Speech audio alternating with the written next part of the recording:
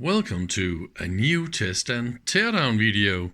I don't know if I'm able to test this this one. Oh man, this is big. It's actually a little bit sideways. I'm sorry about that. It's a Tektronix 7612D programmable digitizer. It is of course from Tektronix. I will get a little bit more into its features and detail in a second. I just want to show its size here on a normal workbench. It is definitely occupying all the space. So I got it up here and it's 26 kilos. And I am starting to read a little bit about how to connect it and stuff like that. So I think the XY set here, that is the analog interface for my scope. So I should be able to see what is going on. But before I power it up, I think I want to remove the outer chassis and just have a little visual inspection about its health state. But other than that, it looks quite all right so far. So now we are on the floor. This is how big it is. You need to walk around it like that. And it's now here on my scale. It is 26.66 kilos. And yeah, it's 70 centimeters deep. I just wrote it here on it so I can remember it. That is some massive size, and it's really difficult to lift around with. So that was fast and easy. This is the bottom, and my fast health check reveals there's like no rust, corrosion, nastiness or problems anywhere. It's actually impressively clean. The bottom main interconnect board here is a multi-layer board, and it is in a very, very good high quality. And that will be all the power supply connections from there. That is, I expect this big part here is the power supply. There's also a 50 volt adjustment here, but I don't see any 50 volt output here. We got two different minus 5.2 and plus 5.1 and then minus 2. Is that really it? I mean,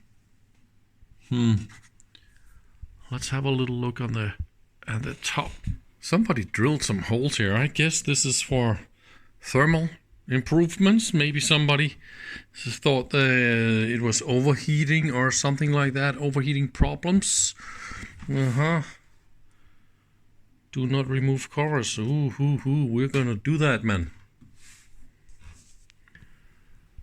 And we are definitely inside. I just cannot get over the size of this thing. It is just amazing. It is full of all sorts of cool solutions. Yes, this big thing here is definitely the power supply. Yes, it is. And yes, we can pull it out from the back all in one go. So that is great.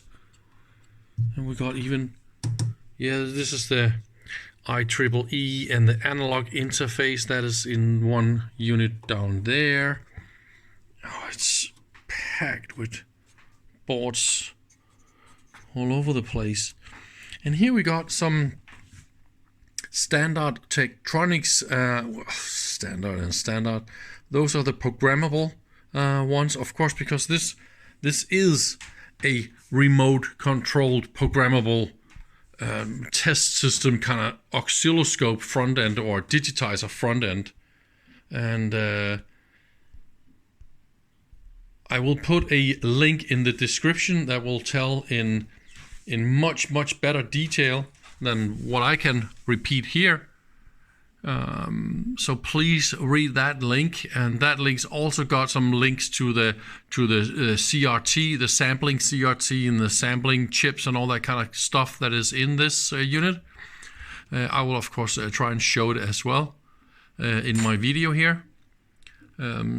So what they're doing with this kind of oscilloscope here, it looks a little bit like 4 inputs, 2 here and 2 here, right? And then you can select the different inputs and all that kind of stuff, just like a normal scope. And I'm sure you can just pull these out and plug them directly into normal Tektronix scopes. And those are the fancy digital ones where you just push the buttons here for all the different features.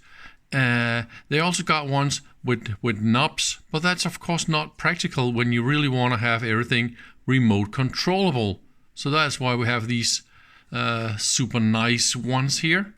Everything else here on the front is just like an oscilloscope, but a little bit less fancy, kind of. But it is very, very fast, and it will take the analog traces and put it into a tiny little CRT, and that CRT will actually cast the light on a digital semiconductor sensor element. So that is a way to digitize very, very fast signals. And that was the only way they could do this in 1981. And so this one can actually capture pulses to 200 mega samples. That is the equivalent of the speed that this chip can actually pick up signals. And that is definitely ahead of time in 1981. And it's done more or less half digital, half analog.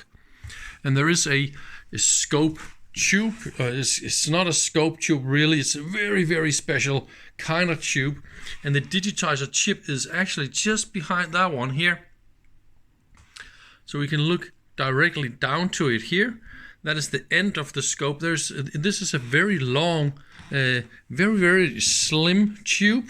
And here we can see the other end of the tube with all the connections and such. So there's probably some high voltage stuff in here for that tube, and you can also see the A and B focus and such stuff for that scope. But it actually looks so nice that I really feel lucky. I feel like powering this thing up. So I think I'm more or less ready to do the first power up. I got a signal generator, I got a scope connected to it, and let's just crank it and see if the light goes out. I don't know what's gonna happen here. 37 watts was all I saw, and then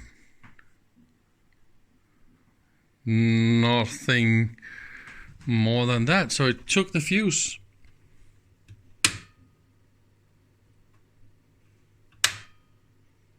Yeah. So the fuse blew up, and you know what? It says 8 amp. It is definitely blown up. And I'm also reading here on the back. It says 8 amps.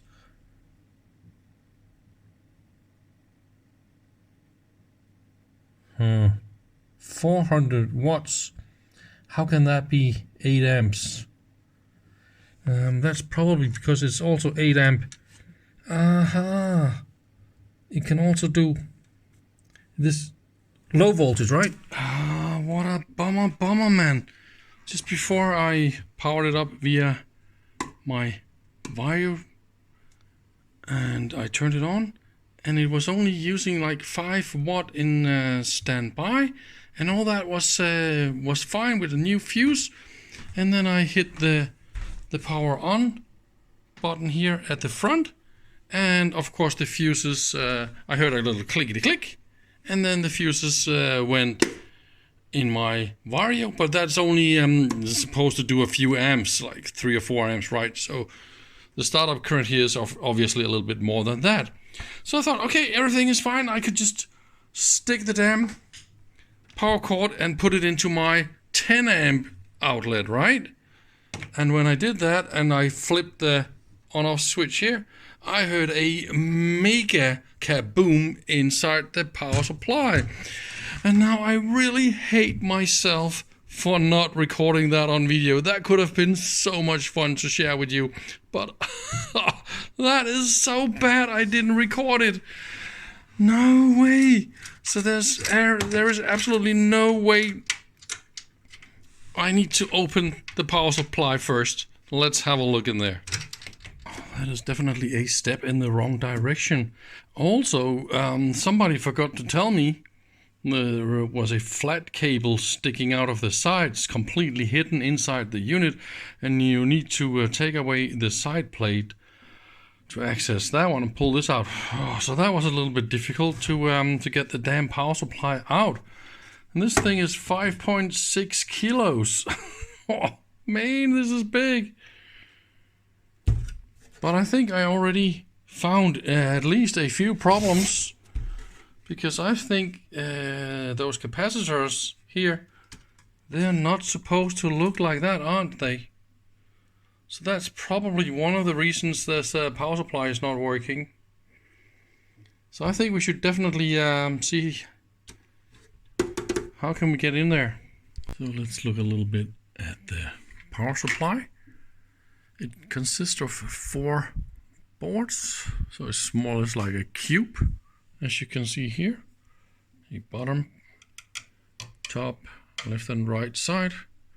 So this is the mains entry, and there's of course a switch, fuses and all that kind of stuff. Mains, rectifier and capacitors for all that kind of stuff. And of course we got some filters that goes into the capacitors, and those capacitors are of course for local decoupling for the full bridge. Yes, this power supply is a full bridge primary side.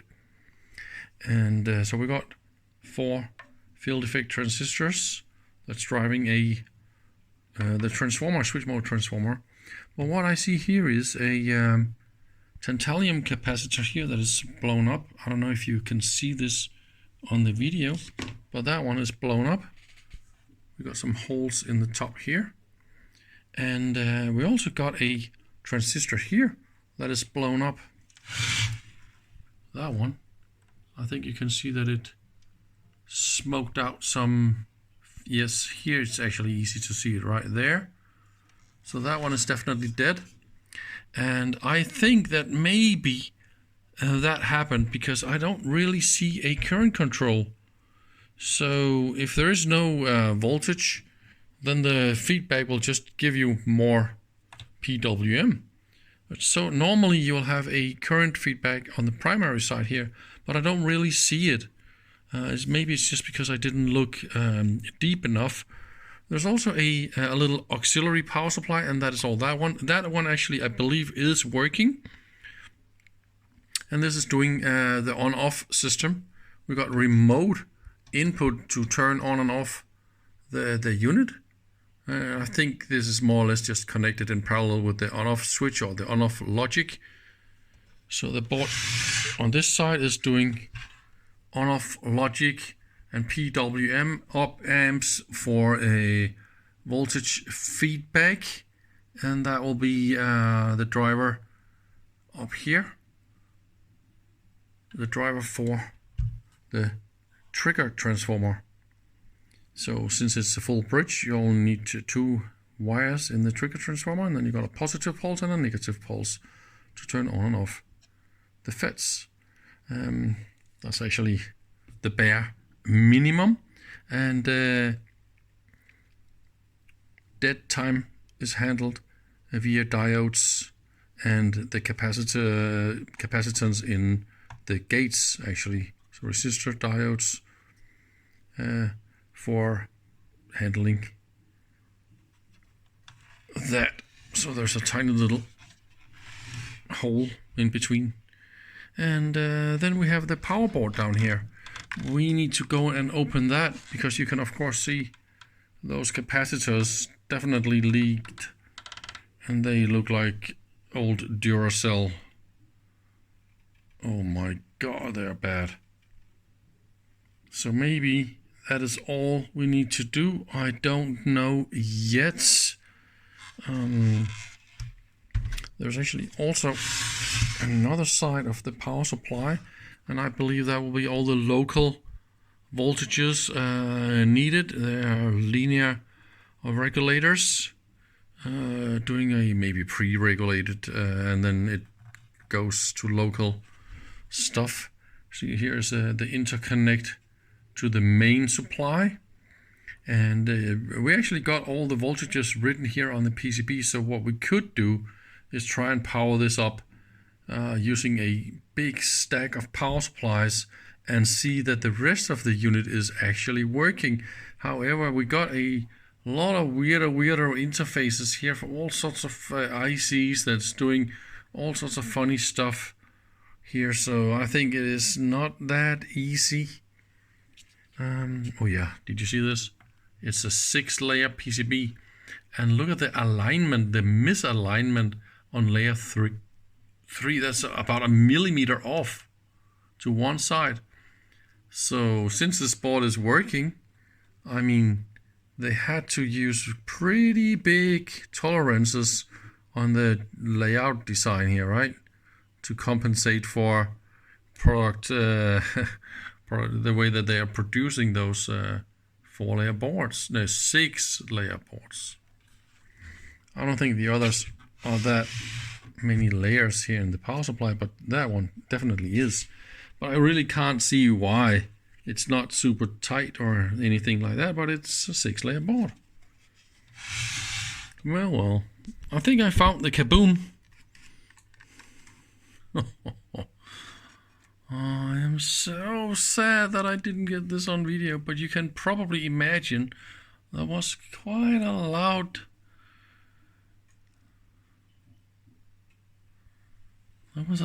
sound, definitely. But I got quite lucky with the other one here. It's looking nice and shiny. Oh, is that crack? Yes, that one is cracked as well. This is a ceramic isolation, and then look, there is a capacitive coupling under the two FETs, and then there's an electrical isolation here.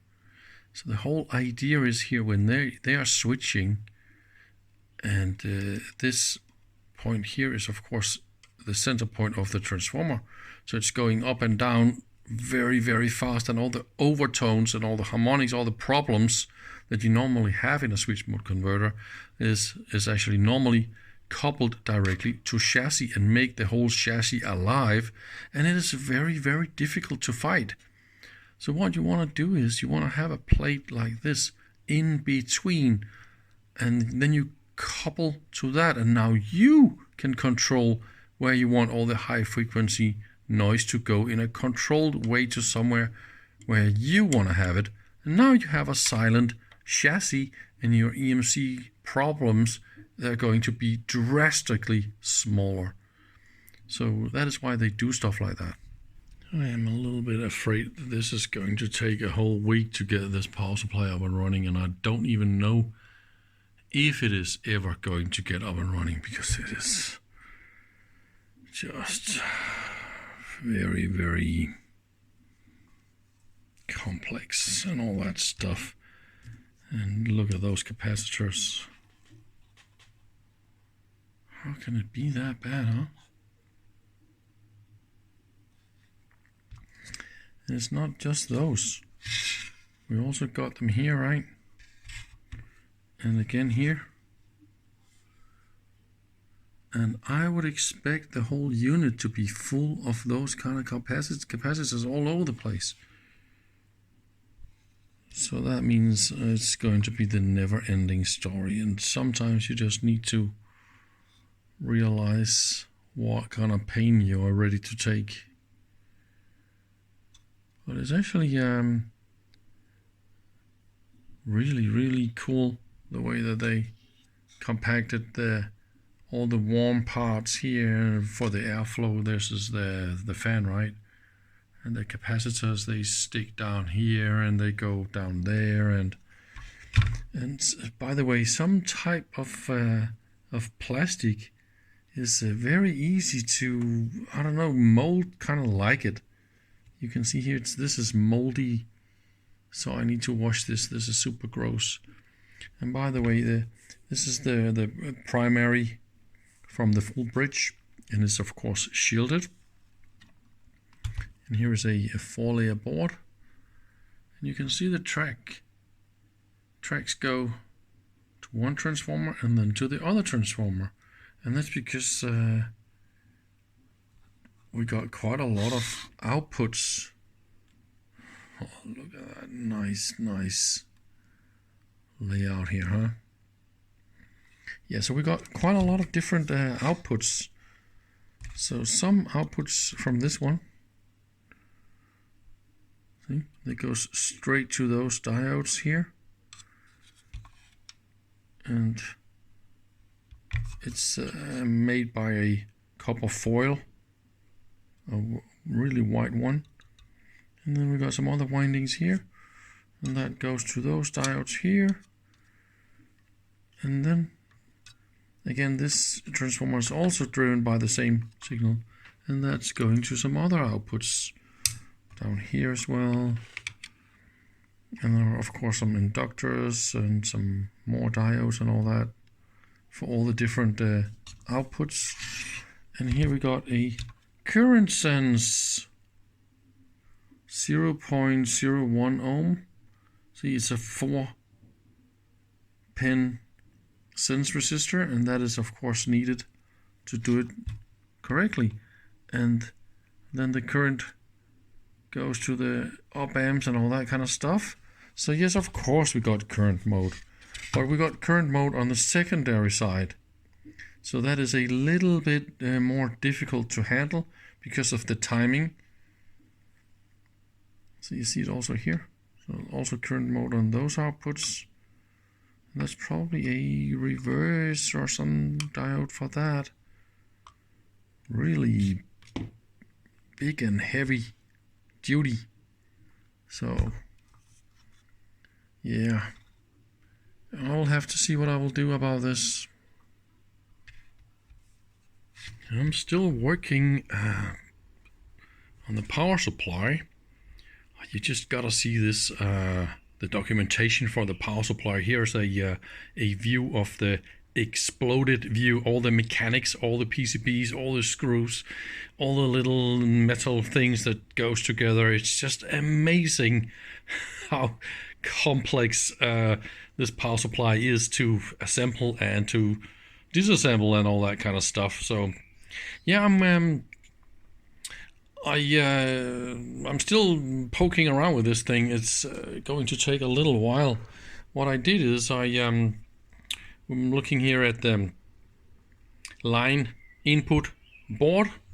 We got actually a few important parts on the line input board. We got of course the rectifier, inrush, NTC, and then we got a huge capacitor bank.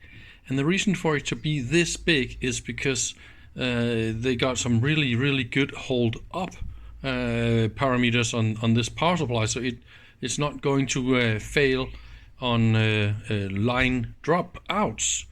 Otherwise it's completely unnormal to see this kind of battery bank on a like 400 volt watt power supply.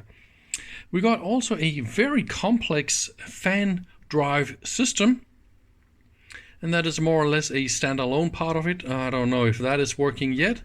We got an auxiliary power supply, and that one is like a little self-oscillating part with an op amp that's driving some transistors, and that is generating the supply voltage for the control board. I removed all the burnt NPN transistors in the full bridge, and I am now running on full double isolation test system here.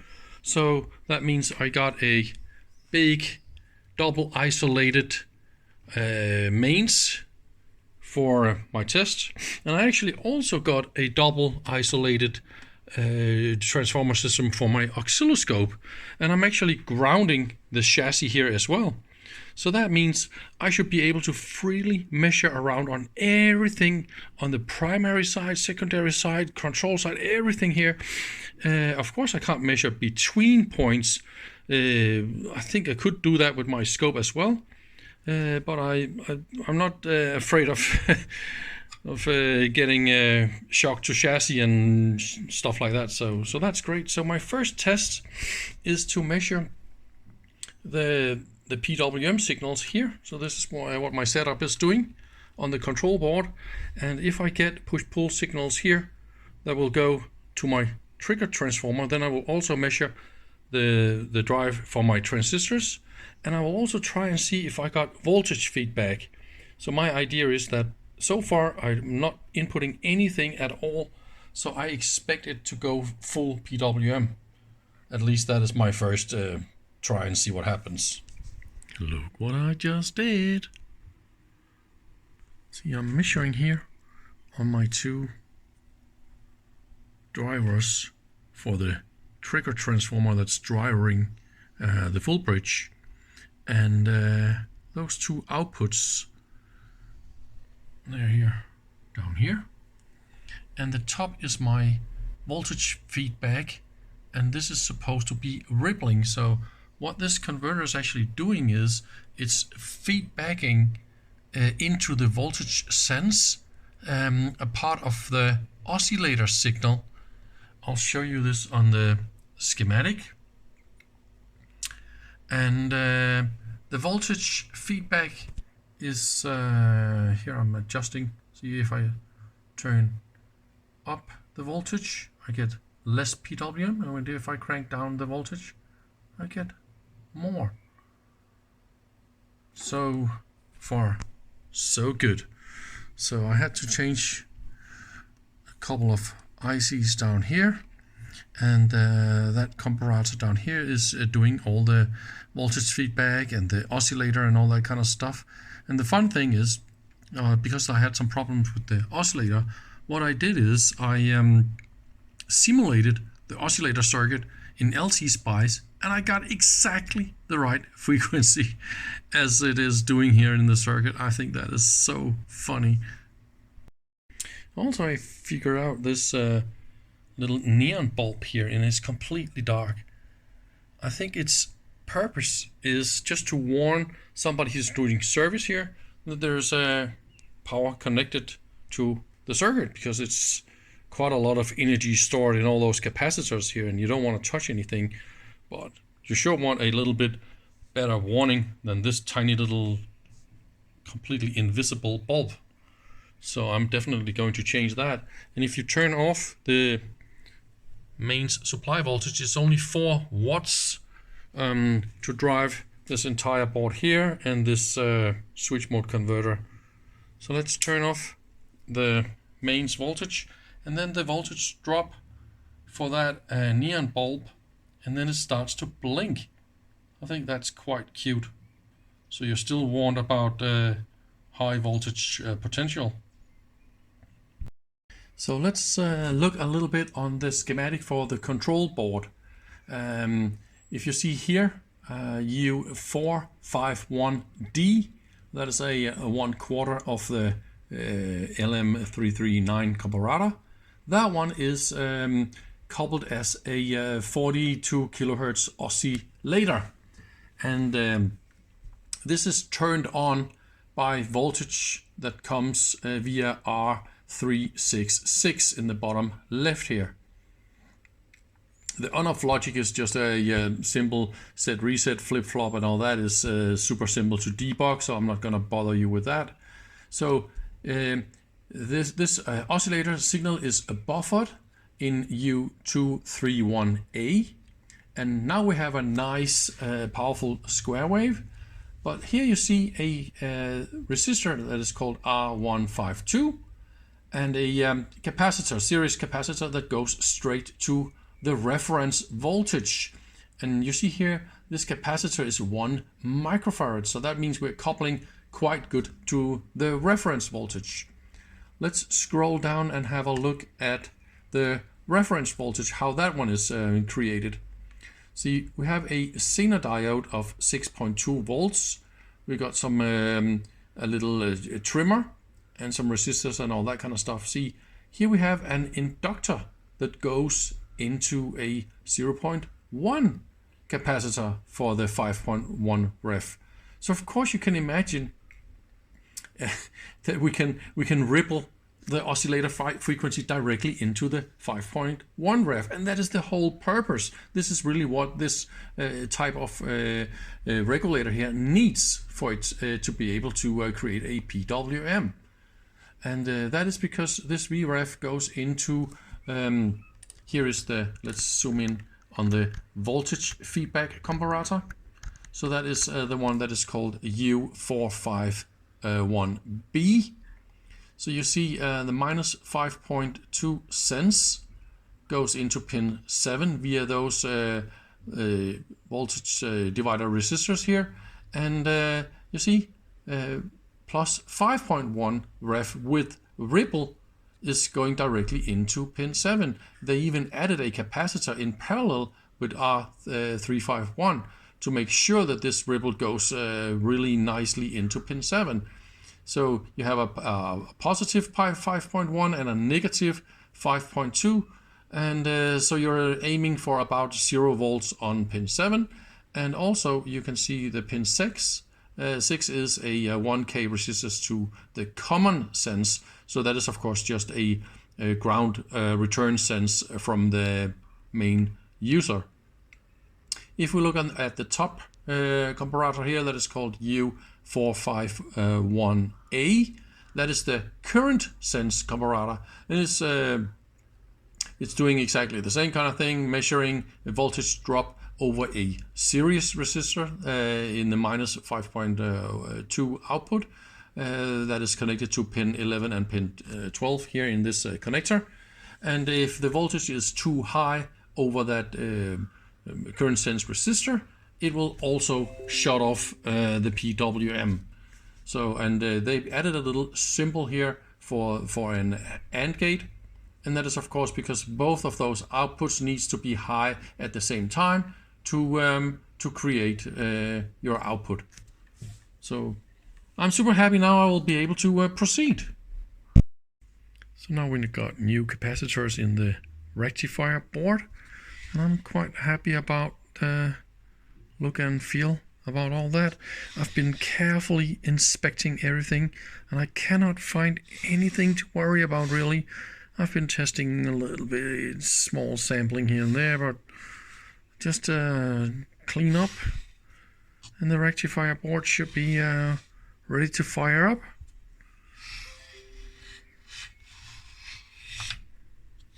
Oh yeah, there was actually one thing I wanted to show you guys.